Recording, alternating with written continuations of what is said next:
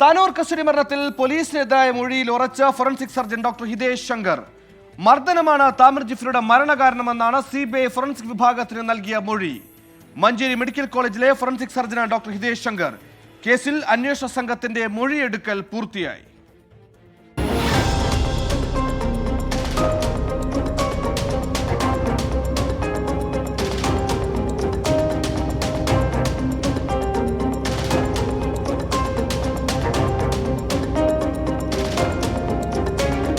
താമിർ ജിഫ്രിയുടെ മൃതദേഹം പോസ്റ്റ്മോർട്ടം ചെയ്ത മഞ്ചേരി മെഡിക്കൽ കോളേജിലെ ഡോക്ടർ ഹിതേഷ് ശങ്കർ CBIക്ക് നൽകിയ മൊഴിയുടെ വിശദാംശങ്ങളാണ് പുറത്തു വന്നത്.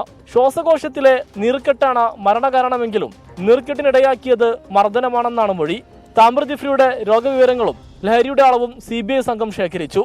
മുൻ മലപ്പുറം SP കേസിൽ സ്വാധീനിക്കാൻ ശ്രമിച്ചോയെന്നും CBI ചോദിച്ചറിഞ്ഞു. SP വന്ന് കണ്ടെന്നും എന്നാൽ സ്വാധീനിച്ചിട്ടില്ലെന്നുമാണ് ഡോക്ടർ ഹിതേഷ് ശങ്കറിന്റെ മൊഴി.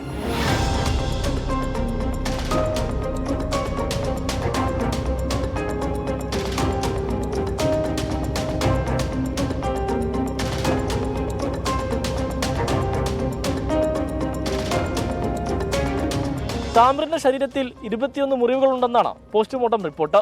ഇതിന്റെ ചിത്രങ്ങൾ അന്വേഷണ സംഘത്തിന് കൈമാറി.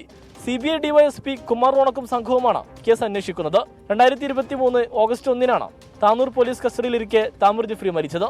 24 മലപ്പുറം.